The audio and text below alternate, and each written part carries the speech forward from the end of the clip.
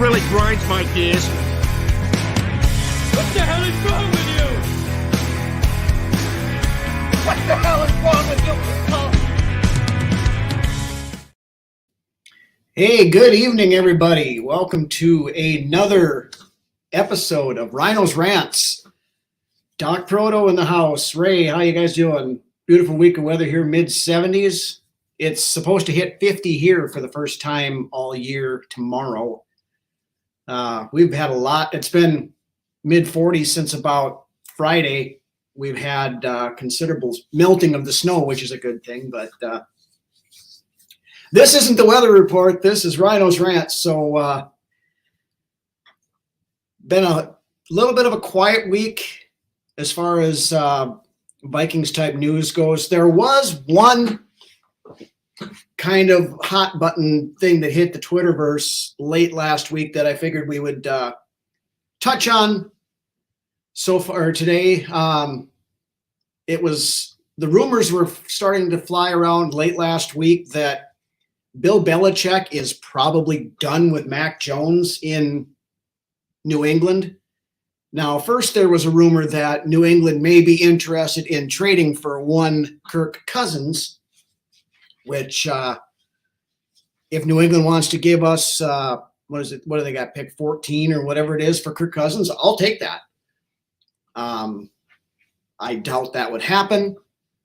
But, and then, of course, after, hey, Dan, what's up? After that, Kirk thing kind of swirled for a little bit and didn't gain a whole lot of traction. Then it was, oh, hey, if New England's moving on from Mac Jones, he's going to be available. Let's go get Mac freaking Jones. Mac freaking Jones. No. This is the flavor of the day. This is, I mean, and you guys know my stance on Kirk. I'm not going to push anything out, but this is the flavor of the day. Anything that's not Kirk Cousins, rumor that hits the road for a little bit. I was not a fan of Mac Jones coming out of college. I'm still not a fan of Mac Jones. Has he gotten a fair shake in New England? Probably not. I mean, this last season they had the former Detroit Lion head coach and homeless teamster Matt Patricia, who is a defensive guy, calling their offense Mac Jones's younger, worse arm Cousins. Yeah, I'm not going to argue with you on that, Dan. Mac Jones does not take well to adverse situations, I don't believe. I think he tends to, it gets in his head a little bit. We kind of noticed that a couple years ago when he got drafted. He seemed to get a little bit pissed because he had the impression he was going third to San Francisco when they took Trey Lance. And, you know, he's floated around till, what was it, 15-ish or so, where New England finally picked him. I think we were linked to him in that draft. There was rumors about it, Doc. Again, just like this time of year, we are linked to pretty much every quarterback in the draft this year. But you know, as Mac Jones does absolutely nothing to me or for me. Now, granted, he did have a 380-yard passing game against us last year, but 380 yards and still lost on that Thanksgiving night game. But that's not saying much because, of course, Donatell's defense gave up 380 yards passing to everybody. Got Daniel Jones paid like a top 5 quarterback, whom we all know that he's not.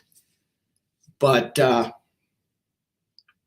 you know, looking at some of Mac Jones's numbers just from Jones can drive a nice car, so Patriots haven't rebuilt well post Brady. No, they haven't. And that's the thing with Mac Jones. You know, he came out of Alabama, had the best of everything in college, and still, to me, he's Dollar General Alex Smith. We'll put it that way. He's nothing more than a game manager. Will never be anything more than a game manager. but he's a game manager that does make bad decisions and throws more interceptions than he probably should. Just kind of looking at the numbers of the 2 years that Jones has been in New England. Rookie year was not terrible. They went 10-7 that year. He completed 67.6% of his passes for 3,800 yards, 22 touchdowns, and 13 interceptions.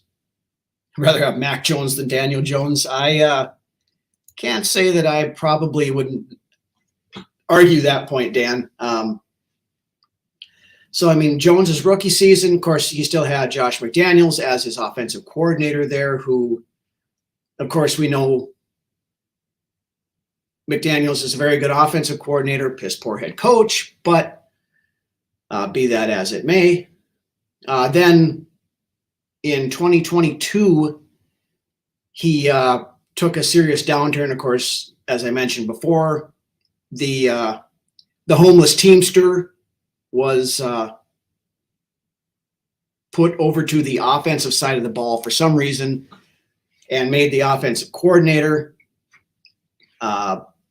Jones's stats fell. They went 6-8 in the games he started, down to 65% completions for just under 3,000 yards, 14 touchdowns, and 11 interceptions. Daniel basically was Mac until last season. Yeah, Doc, you're not wrong.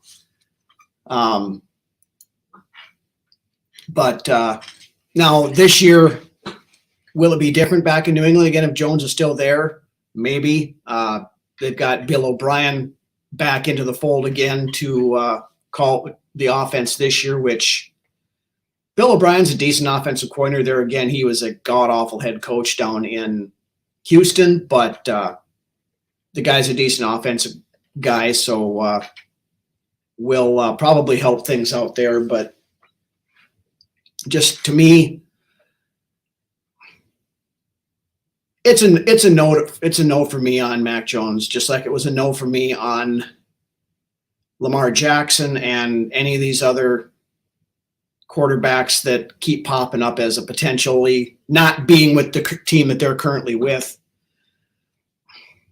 I'm going to be real honest with you guys. There are very few starting quarterbacks in this league right now that I would gladly take on this team due to the fact that, you know, your veteran quarterback salaries are going through the roof, like we saw with Daniel Jones getting $40 million a year, Kirk in that same general vicinity.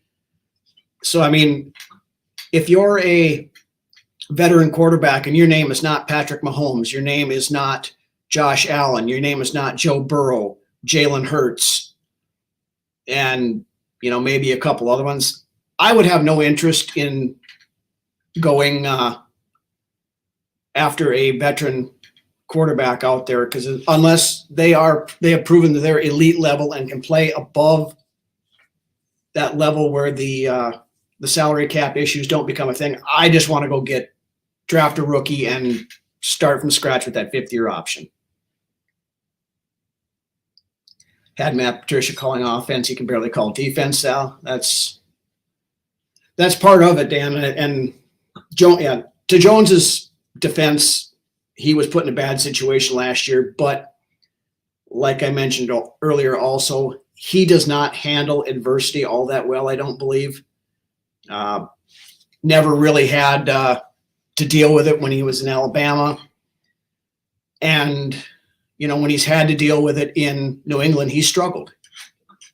And he's not, he's not somebody who is going to raise the level of the team around him. He's going to be another guy like a Kirk or somebody that has to have everything a certain way in order to be successful. Doc, I agree with that 100%. I mean, the last time you could say we even potentially had our guy was Dante Culpepper, and that's, I guess, arguable.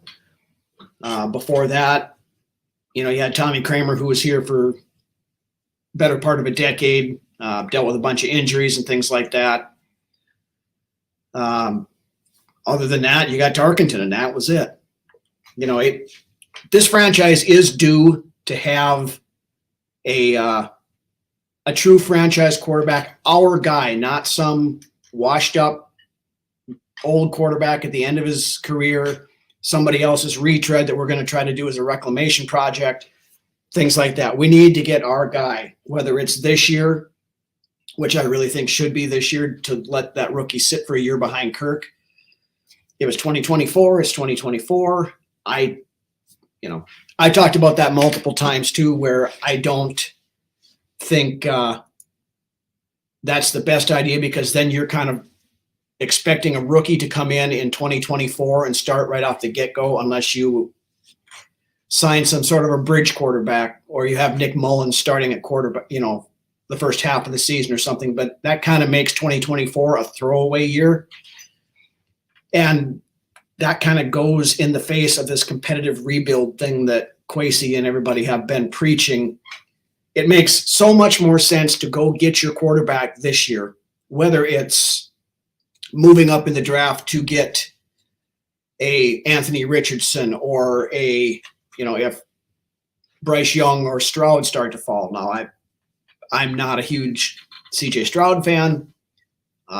Definitely not as high on him as a lot of people are.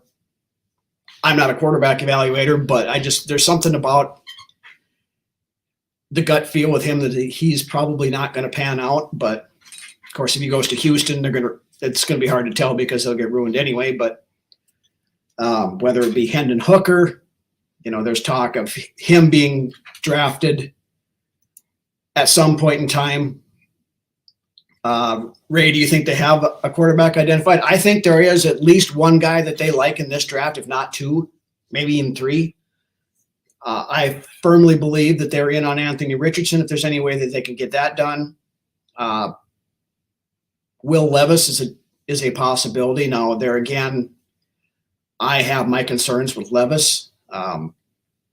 But if he falls to us at 23, you take him. I don't know that I'd trade up very far for Will Levis. They've done a ton of work on Hendon Hooker. Is that a smoke screen that, hey, they're going in after this guy, and then nothing after that? I don't know. I think there is definite interest there personally. And him sitting for a year behind Cousins would be the ideal situation, other than the fact he's 25 years old.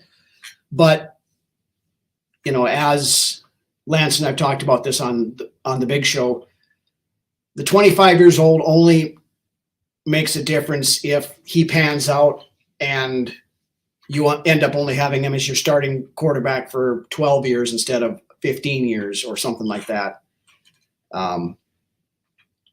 At 25, is he closer to his ceiling than maybe somebody who's 21, 22? Possibly. But if they love a quarterback, go get him. I agree, Dan. I don't want them to take a quarterback just to be taking one. Unless somebody falls to us that we didn't expect, sure, then take him. But at that point in time, I'm kind of more in that thought of trading back a little bit and trying to recoup some more picks and kind of do it that way. But if you're going to make a splash and go up, you'd have to go up to 3 basically with Arizona. If there's a guy that you want, go do it. If all 4 are gone at 23, we can't move up and Hooker's there, you take him. I don't disagree with that, Doc. I would like to move back a little bit to 28 to 30 or something, 31, somewhere like that, and still get him. So I would take him in the first round just so you get that 5th-year option with him. Now, the thing of it is, if you're going to start trading back, you don't want to get too cute and then have somebody leapfrog over the top of you and take him, and then you're stuck. I mean, you've got the other guy that they've been linked to is DTR out of UCLA. They've done quite a bit of work with him, I guess.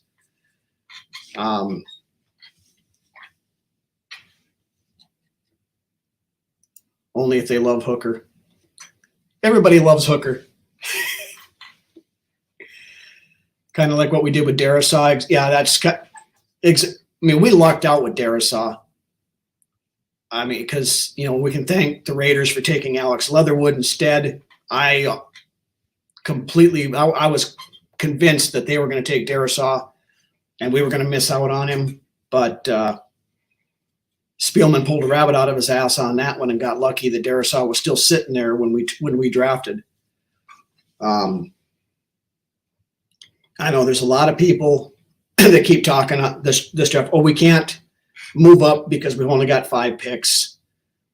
Yeah, having 5 picks sucks, but if you can secure that franchise quarterback for the next 10 to 15 years, then nobody's going to care what you gave up to get that guy.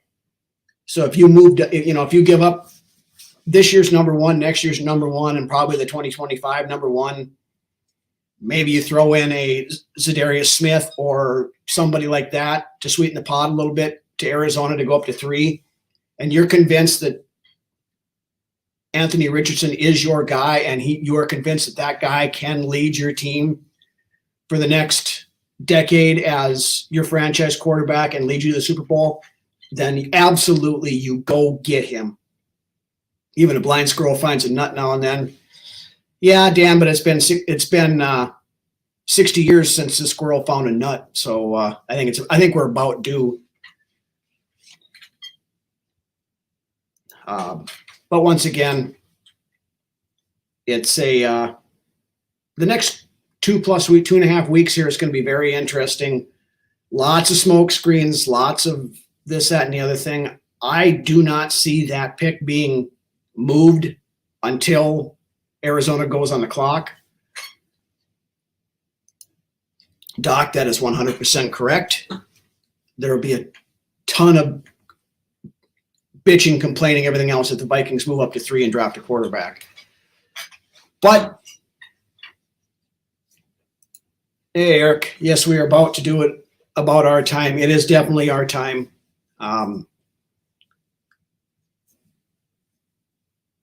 Talking Rick finding Darisaw, not Cam finding a quarterback. Yeah, you're right. It's the,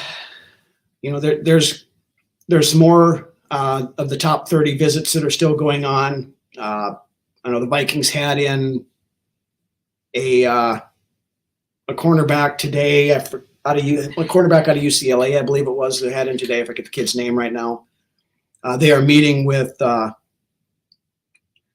Johnston, the wide receiver out of TCU, later this week. If the quarterbacks are all gone, he's a guy that I think is a very likely target for us in that round 23. I mean, if we're not taking a quarterback and Quentin Johnston's there at 23, you take him.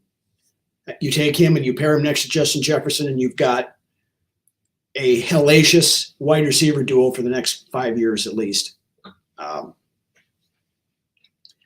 That's the thing with this team. There's no shortage of holes, which I know is why a lot of people are against the trade up to get a quarterback, because we have other holes to fill. But it's the price next year to move, because honestly, I believe, and I know we've talked about this before too, we're going to finish in roughly the same spot that next year in 2023 that we did in 2022. We're going to be picking in that 20 to 25 range probably. And next year, if we have not re-signed Kirk Cousins, which I don't think they're going to do as of right now anyway, if we go into 2024 with no plan at quarterback, that's when you get you're going to get desperate. Teams are going to know that, hey, Minnesota is going to have to trade up and get a quarterback, so we can milk them for even more than we could have milked them for if we did it this year.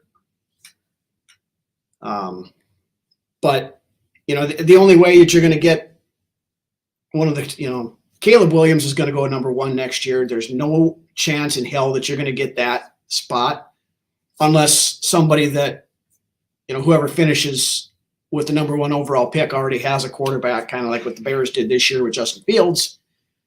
But if it's, it's a Houston or whoever that got Bryce Young or CJ Stroud or whoever this year, it could possibly work that way, but still the price is going to be a lot higher next year. So if you've got a guy that you like this year, you go get him.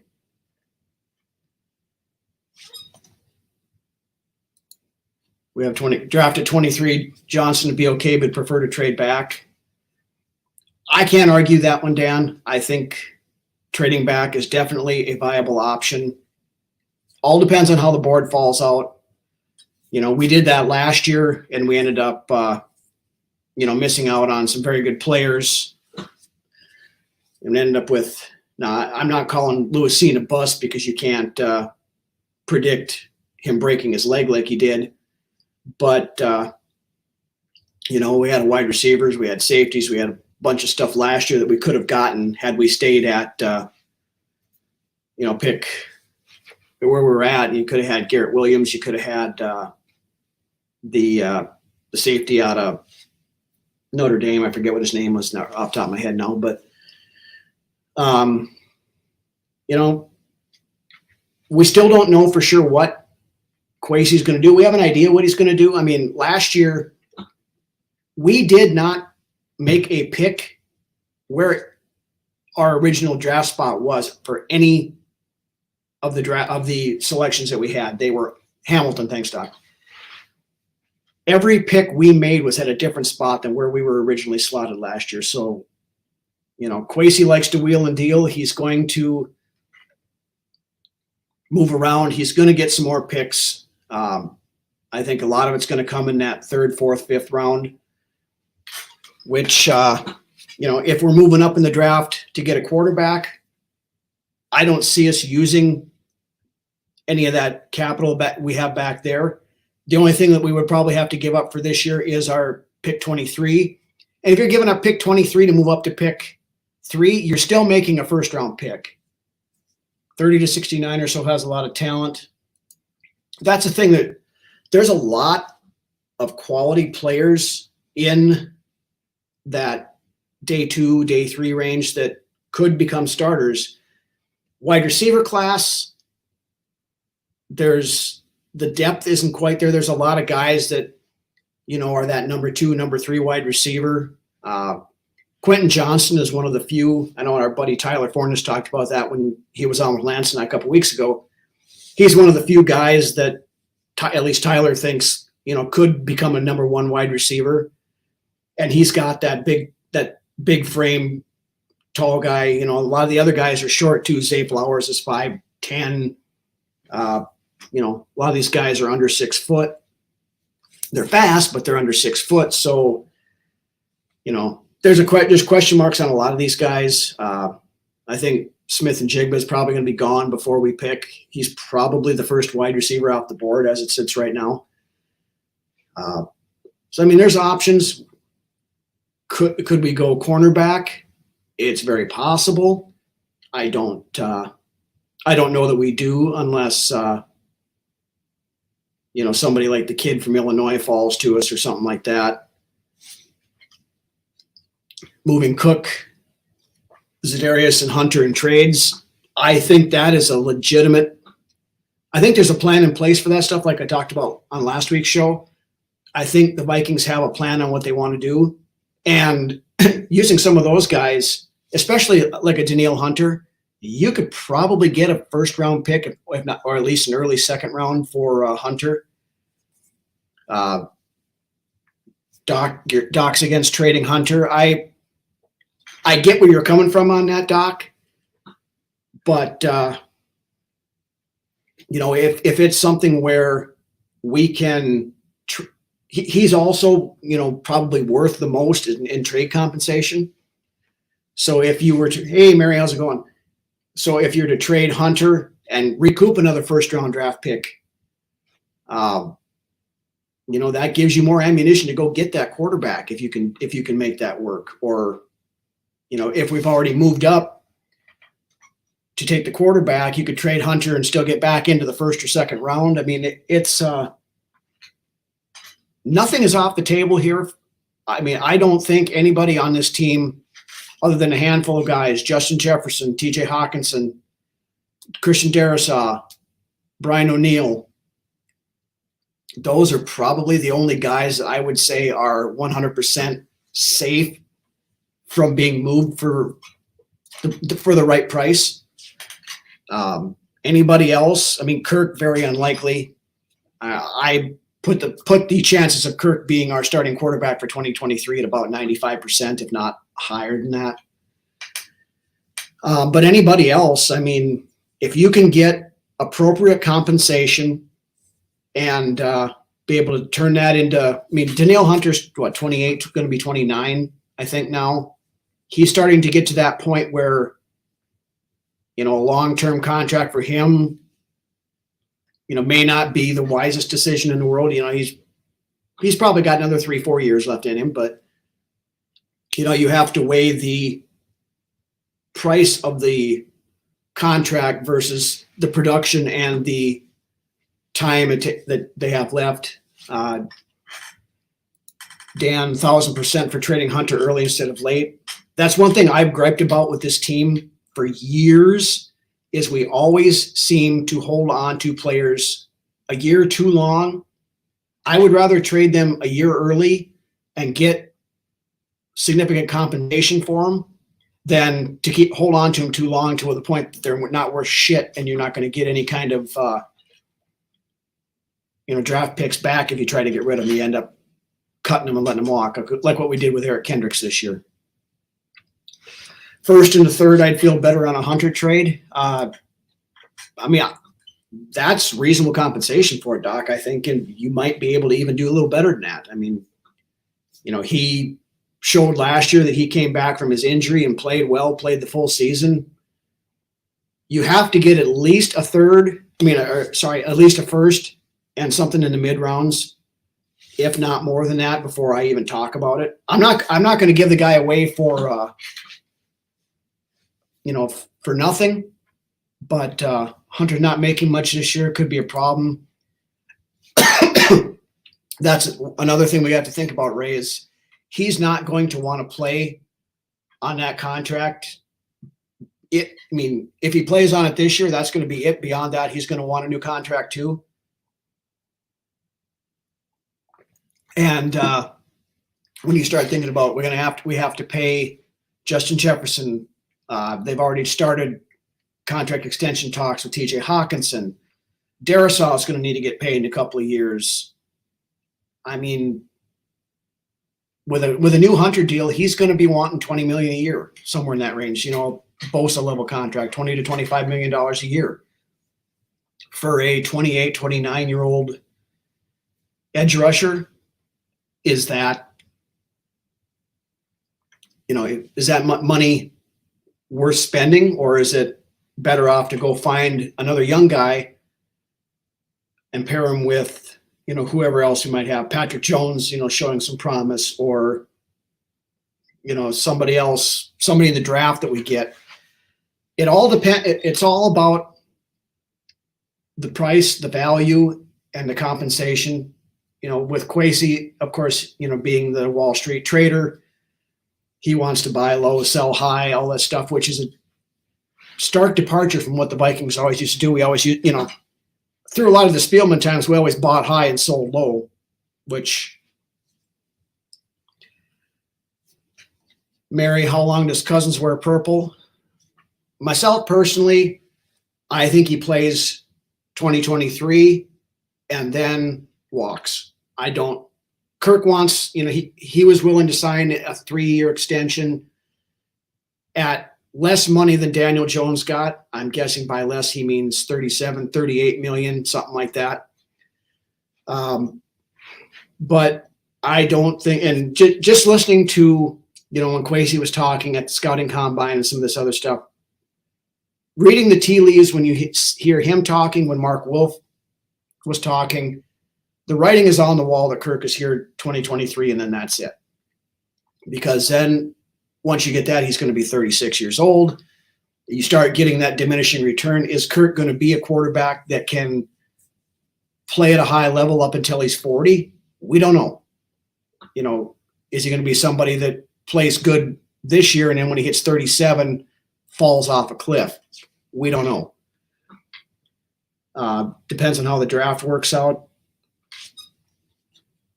Yeah, unless Kirk has a change of heart at the end of this year, I don't think, because he didn't want to do, Vikings wanted to do another 1 year extension, the way it sounds from everything I heard. But Kirk wanted to go 3 because he knows good and well that this is probably his last chance at a sizable payday. So if he's only going to get a 1 year extension, I think he would rather bet on himself, walk, and go someplace else where he can, cash in that one last time. And I don't fault him for that. I don't. If contract negotiations were a checkbox on a Hall of Fame ballot, Kirk and his team would be first ballot Hall of Famers. I mean, but I honestly believe that Kwesi and KOC want their own guy, and I think he's going to go and find their guy. I think they're going to try to get a guy this year. Will it work out? I guess we'll find out in about 3 weeks. But it's getting down to the nitty gritty here. Believe nothing of what you hear, or nothing of what you read, and nothing of what you hear for the next 3 weeks. Going to be a lot of smoke screens, a lot of misdirection, and a lot of BS being spewed by the powers that be to try to throw people off the trail. They don't.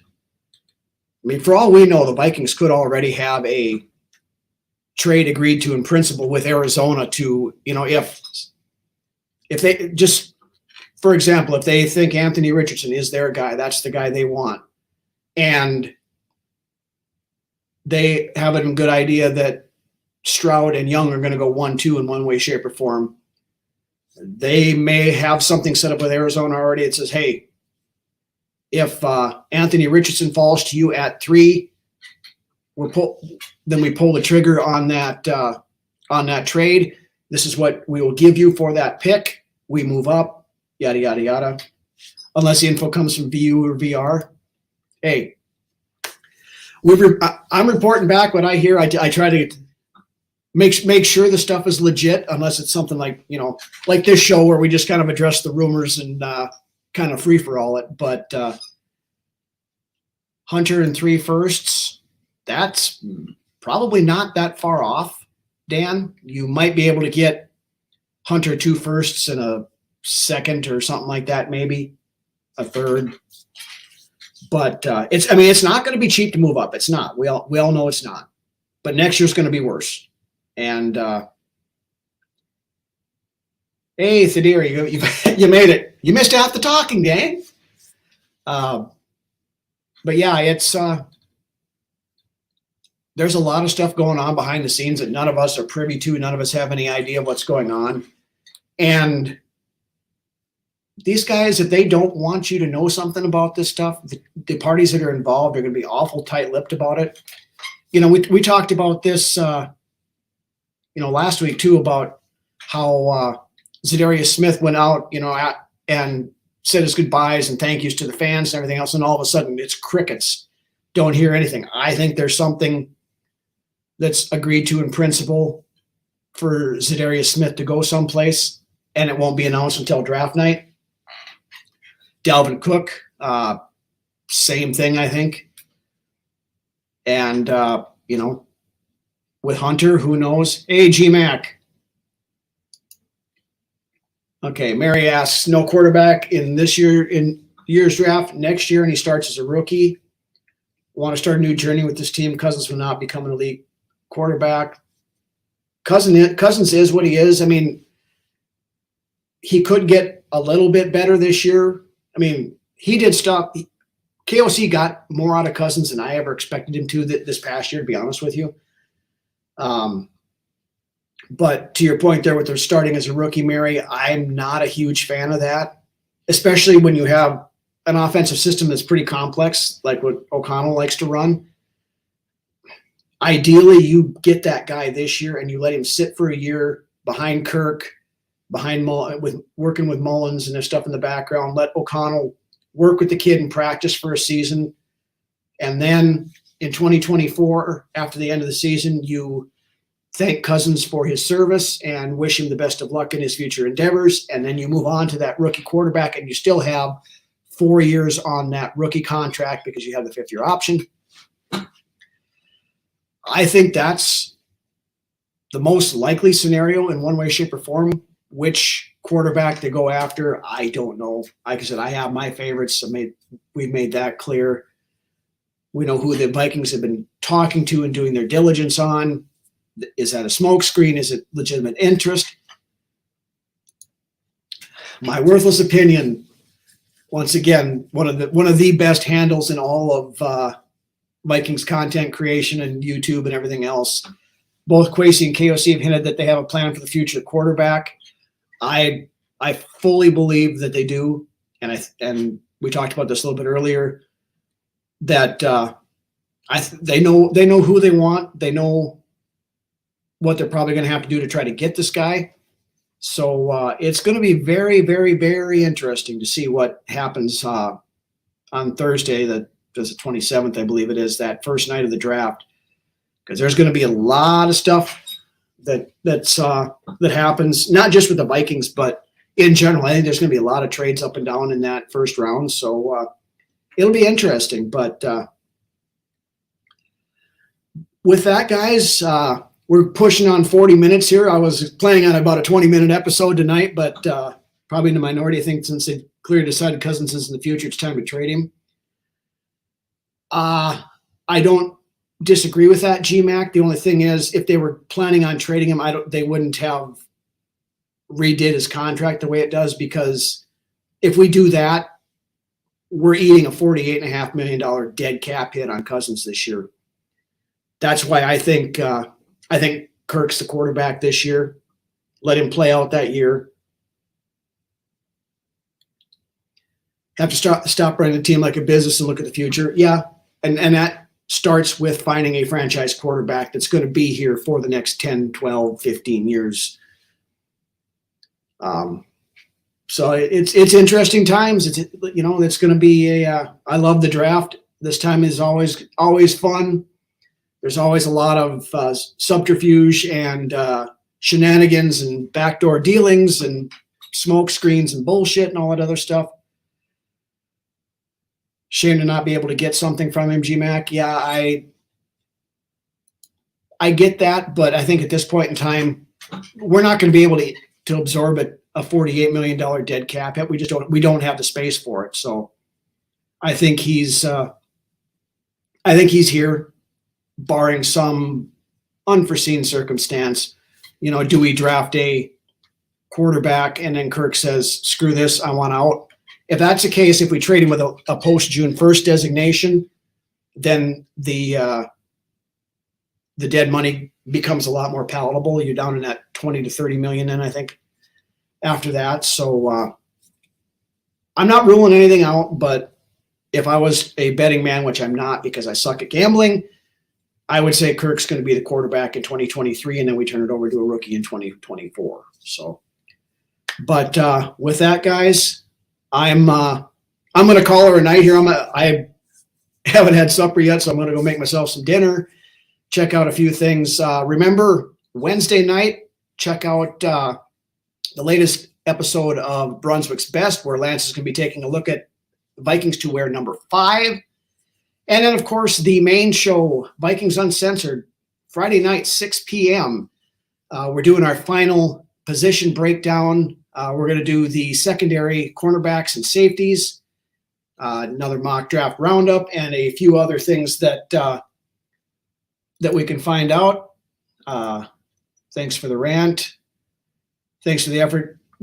Doc, Ray, Thadir, GMAC, Worthless Opinion, Mary, everybody, I want to thank you guys for hopping on with me here. I love these live shows. I love being able to do this, just get on here and interact with you guys and banter back and forth. Just let stuff all out, address rumors and stuff that we don't really have time to do on the main show, which is kind of why I started this show. But hate to miss the beginning.